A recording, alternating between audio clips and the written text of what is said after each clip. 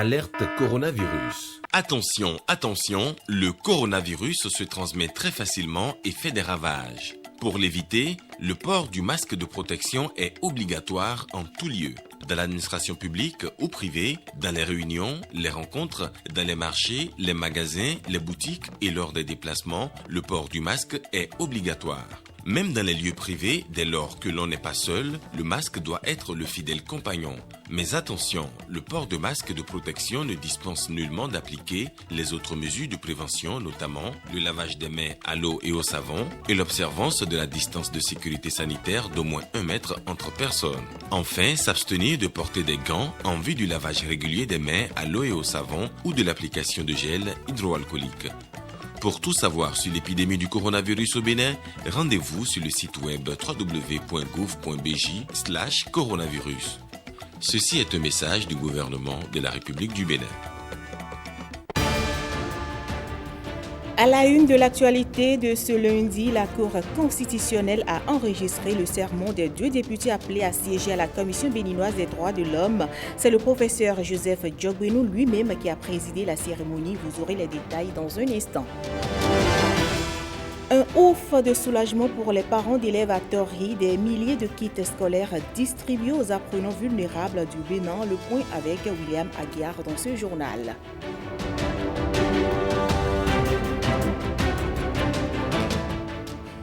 Et puis on va parler de la ménopause dans cette édition. Il faut garder le sourire à tout prix dans la vie d'une femme. Elle survient entre 45 et 50 ans. On en parlera avec Rachida Toubiomomon dans ce journal.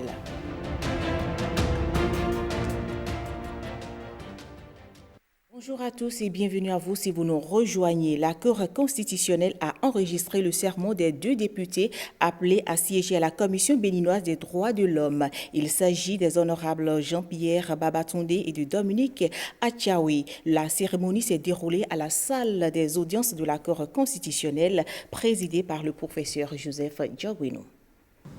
Je le jure. Je le jure. Vous incarnez donc le regard du peuple au sein de cette commission. Et non pas seulement en votre qualité de citoyen, donc en votre qualité de député à l'Assemblée nationale. Et c'est pour cela que, au nom de mes collègues, je vous félicite. Deuxièmement, je vous encourage, parce que la tâche n'est pas facile. Les défis sont importants. Ainsi qu'il m'arrive de le dire, la Commission béninoise des droits de l'homme assure la veille de la protection des droits humains par l'État, par les institutions publiques, par les agents publics, parce que les droits de la personne sont une créance fondamentale que les citoyens tiennent sur l'État, sur les institutions publiques, sur les pouvoirs publics, en vue de leur protection tout aussi fondamentale. Mais voici que vous allez contribuer à assurer cette protection alors que vous êtes l'émanation aussi d'une institution. Alors que la Commission béninoise des droits de l'homme est également une institution. C'est là le premier défi. Assurer cette veille de la protection des droits de la personne, non pas comme une association, mais comme une institution. Et les thèmes de votre serment l'indiquent si bien, renforcent ce défi-là, le défi de l'indépendance, à l'égard de tous, le défi de l'impartialité, à l'égard de tous, le défi de la loyauté, à l'égard de tous. Et donc, il n'y a pas lieu, après les félicitations, de s'enthousiasmer. Il faut mesurer l'ampleur de la tâche.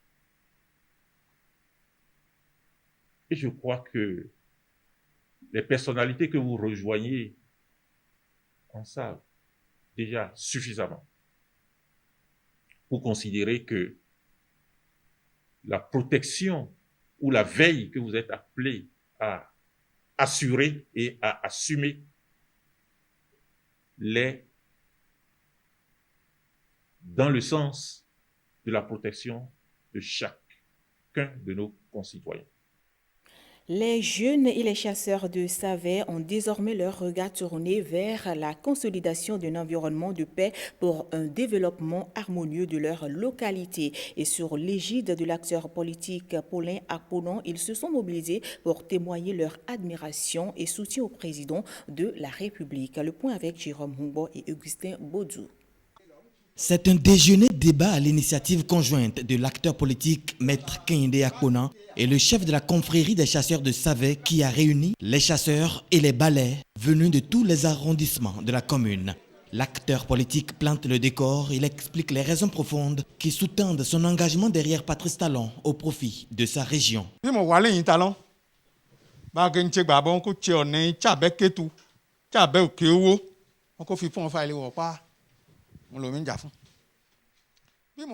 Si je soutiens le chef de l'État, c'est pour que la voie Savè, Kétou, Okeo, avec un pont sur le fleuve Opara, soit une réalité. C'est pour que les travaux de l'hôpital de zone de Savè soient achevés. C'est pour que l'université dont les activités ont été arrêtées pour des raisons objectives revienne. C'est pour que Savè ait des enseignants de qualité, pour l'encadrement de nos enfants en vue d'une relève de qualité, pour que les cadres tchabais soient aussi promus à de hautes fonctions.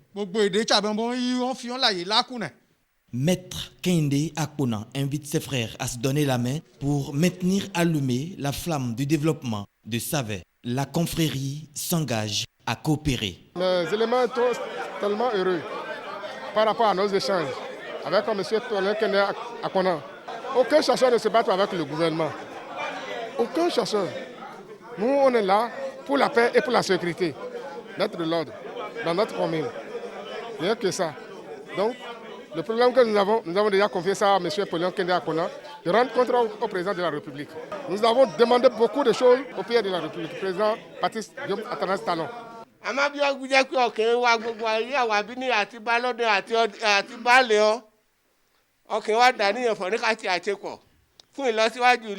Nous avons commencé aujourd'hui avec les chasseurs, avec les têtes couronnées, les balais de toutes les régions Nago qui sont ici présents aujourd'hui et prêts, déterminés à accompagner les chasseurs pour la sécurisation de notre région. Le président Patrice Talon est un président qui aime son pays. Je voudrais lui dire que tout le peuple tchabais est debout et le soutient. Les participants à ce déjeuner-débat s'engagent à porter le message dans toutes les contrées de Savè afin que règne la paix, la cohésion sociale pour un développement harmonieux de leur commune. La coopération suisse a poursuivi sa tournée de présentation de phase 2 de son programme de redevabilité en cette fin de semaine à Porto-Novo. Les animateurs du dit programme étaient face aux acteurs concernés des départements de Lomé et du Plateau. Le point avec Brice Mbo et Guillaume Avieno. Élus locaux des départements de Lomé et du Plateau, représentants des organisations de la société civile, mais aussi responsables d'organes de presse et représentants des pouvoirs publics, invités pour le renforcement du dialogue entre les citoyens et leurs autorités. Un dialogue dans le but de lutter contre la corruption, de combattre l'impunité et d'améliorer in fine les services de base aux populations. La rencontre est organisée par la coopération suisse en tournée dans cette région du pays pour informer sur la phase 2 du programme Redevabilité. Le programme est aligné sur les priorités stratégiques nationales de gouvernance. Par exemple, l'axe 4 du plan national de développement, gouvernance efficace et inclusive, et le premier pilier du PAG 2018-2021, consolider l'état de droit, la démocratie et la bonne gouvernance. Pour un coût de 5,760 milliards de francs CFA, le programme couvre 4 secteurs, la santé, l'éducation, l'eau et l'assainissement, puis l'état civil, avec pour objectif d'amener les citoyens à jouir de plus en plus de leurs droits sociaux, économiques et politiques, et cela grâce à la systématisation de la demande et de l'offre de redevabilité et à l'efficacité des institutions de régulation et de contrôle. Nous, ce qui nous intéresse, ce n'est pas la redevabilité ou la transparence pour la transparence. Ce qui nous intéresse, c'est la transparence et la participation pour qu'il y ait une meilleure qualité des services publics essentiels. Pour les organisateurs des présents échanges, le programme Redevabilité, un programme moderne dans sa forme et dans ses aspirations, exprime la qualité des relations de coopération entre la Suisse et le Bénin. Des milliers de kits scolaires aux apprenants vulnérables du Bénin, la concertation d'un objectif du projet SUID qui vise le maintien des filles à l'école. Le point avec William Aguiar et Bruno Rotekbo. La face que vous voyez. Une démonstration grandeur nature de l'utilisation de ces sacs solaires, un dispositif entièrement conçu au Bénin. Des sacs accompagnés d'un ensemble de fournitures scolaires aux apprenantes des cours moyens de l'enseignement primaire et de tout le second cycle par le projet d'autonomisation des femmes et du dividende démographique au Sahel Soued Bénin. Un projet régional initié par la Banque mondiale et le Fonds des Nations unies pour la population. Le projet d'autonomisation des femmes et du dividende démographique au Sahel a pour objectif de développement accroître l'autonomisation des femmes et des adolescentes et leur accès à des services de santé reproductive infantile, maternelle de qualité et à améliorer la production et le partage des connaissances au niveau régional, ainsi que la capacité et la coordination régionale. Les interventions du projet visent à accélérer la réalisation des droits et du plein potentiel de 3 302 jeunes des deux CES du Bénin pour enclencher le bénéfice du dividende démographique en soutien à l'objectif de croissance économique inclusive du programme d'action du gouvernement 2016-2021 et aux 49 cibles prioritaires des objectifs de développement durable. Les interventions du projet sont articulées autour de 3 composantes, dont celle du maintien des filles à l'école. La remise de ces kits scolaires vient concrétiser cet objectif qui est également celui du gouvernement béninois qui entend augmenter sensiblement le taux de scolarisation des filles issues des familles vulnérables. La présente activité de remise de kits scolaires trouve en effet son ancrage dans le programme d'action du gouvernement 2016-2021, plus précisément en son axe stratégique 6 relatif au renforcement des services sociaux de base et à la protection sociale. Cette activité de remise de kits scolaires au profit des filles vulnérables est une opportunité pour vous, les enfants. Je voudrais donc vous exhorter et vous inviter à redoubler d'ardeur au travail et à faire preuve de détermination dans vos études. Par ma voix, toutes les élèves ici présentes vous disent merci pour ce geste louable vis-à-vis des filles et adolescentes qui nous maintiendront à l'école. Une fois encore, merci. Sur l'ensemble du territoire national, 23 000 écoliers et élèves sont sélectionnés suivant des critères de vulnérabilité bien définis pour bénéficier de cette composante du projet SUID Bénin. On en vient à cette séance de formation de PME chargée du nettoyage de nos axes routiers. Une formation axée sur les dispositifs à prendre pour éviter les cas d'accident dans l'exécution de leurs tâches. C'est une initiative de la Société de gestion des déchets du Grand Nokoué. Le point avec Gilles Dansou et François Zissou. Ils ont la lourde mission d'assainir au quotidien les grandes artères de nos villes. Dans l'exécution de cette tâche, il se pose beaucoup de difficultés liées à la sécurité routière. Cette formation des PME, petites et moyennes entreprises, retenues dans les communes du Grand Nokoué, Cotonou, Sémékodi, Porto Novo, Abomey-Calavi, Ouida, s'avère indispensable. L'objectif visé, c'est qu'avec l'aménagement de nos routes et les programmes non seulement d'asphaltage et qui ont engendré beaucoup d'infrastructures routières, et il fallait que la salubrité soit au top. Et ces agents avaient également pour mission et non seulement de collecter les déchets, et j'allais parler des ordures, et il fallait quand même mettre à leur disposition le nécessaire en termes de capacité et pour qu'ils puissent atteindre leurs objectifs. L'engagement du CNS est total, et parce que s'ils sont bien formés, ils vont aider non seulement à réduire les risques en termes de mauvais comportements, et l'objectif, le résultat, va concourir à la réduction des accidents. 1150 cônes désormais à la disposition de ces structures pour limiter, voire enrayer les cas d'accidents en plein travail. La Société de gestion des déchets et de la salubrité du Grand Nokoué mesure l'importance de cette séance de formation. Nous sommes presque à l'approche des fêtes de fin d'année.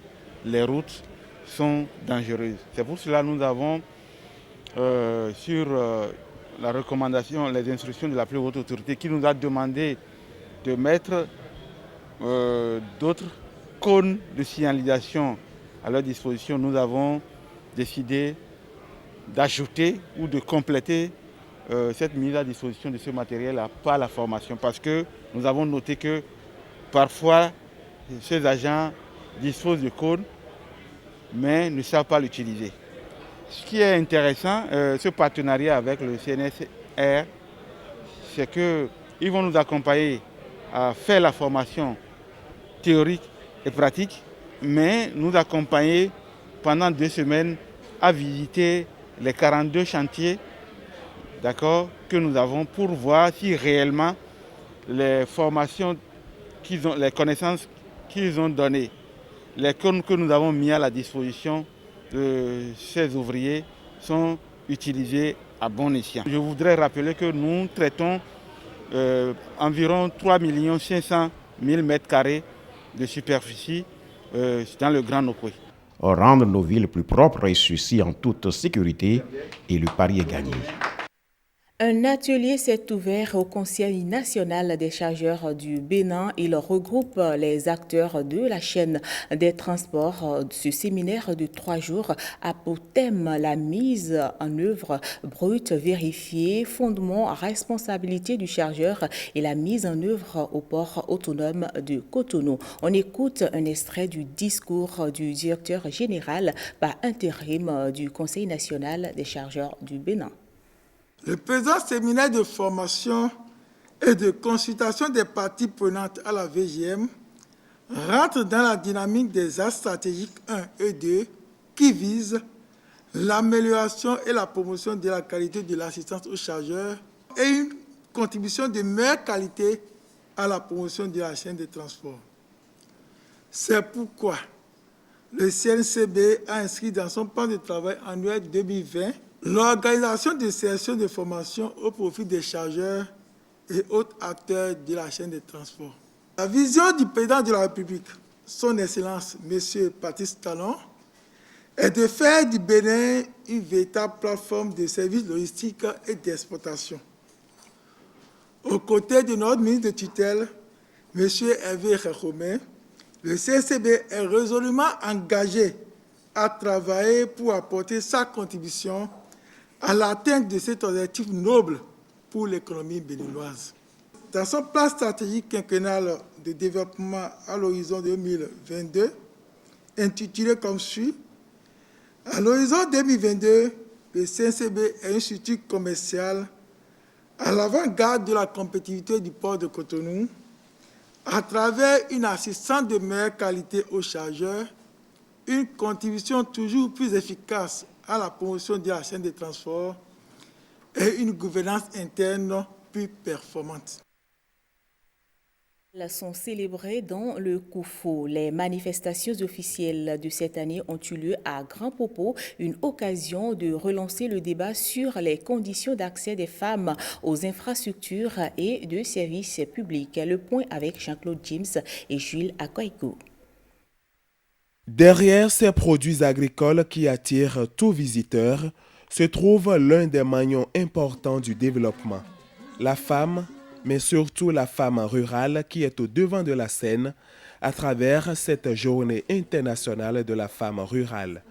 Les Nations Unies reconnaissent ainsi en ces femmes vivant dans les zones rurales des travailleuses qui s'investissent dans l'agriculture et la transformation des ressources naturelles pour nourrir leur progéniture.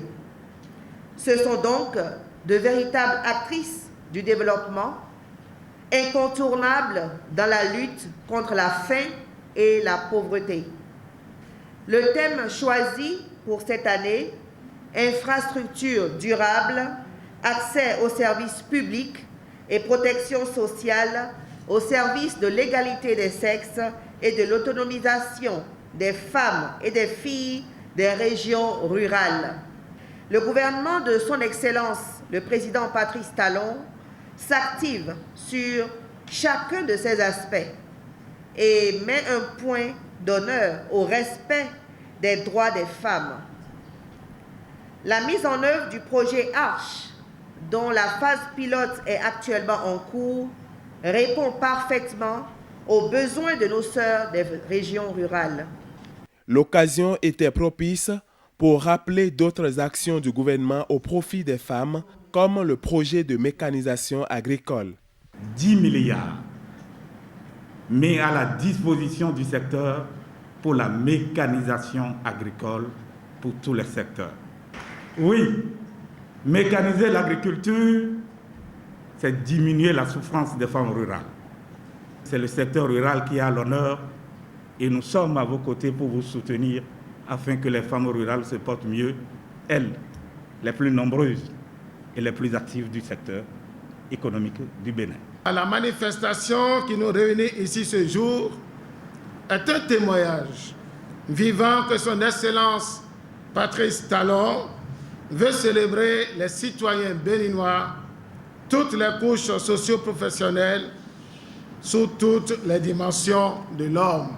Grâce à cette journée, le Bénin célèbre la grande majorité des femmes, car selon les chiffres officiels, 70% des femmes vivent en milieu rural et participent pour plus de 60% à la main-d'œuvre agricole. Parlant de la célébration des femmes rurales, les femmes du nord du Bénin sont aussi honorées à l'occasion de la Journée mondiale de la femme rurale. Une occasion pour encourager les femmes qui se battent au quotidien pour leur épanouissement et par ricochet pour le développement du Bénin. Conférences, débats, mais aussi une mini-foire sur leur travail de tous les jours. La femme rurale est ainsi célébrée à Parakou par l'Agence territoriale de développement agricole ATDA Pôle 4. C'est pour valoriser la femme, surtout la femme rurale, puisque, comme vous le savez bien, elle contribue énormément aux économies locales. Dans nos localités, les femmes sont au niveau de toutes les chaînes de valeur ajoutée. L'ATDA bénéficie à l'occasion du soutien de son partenaire TechnoServe à travers son projet Bénin Cajou. La femme rurale peut compter sur ce partenaire pour son plein épanouissement. Les braves femmes rurales sont effectivement à l'honneur aujourd'hui. Nous les félicitons et nous les exhortons à mettre leur résilience au service de nos communautés, surtout en cette période de pandémie. Et nous voulons les rassurer du soutien de TechnoServe pour une plus grande intégration du genre dans les chaînes de valeur de la filière ANACAD. La foire qui marque cette célébration à Parakou dure 2 jours. On y trouve différents produits de transformation agricole, fruits des efforts des femmes.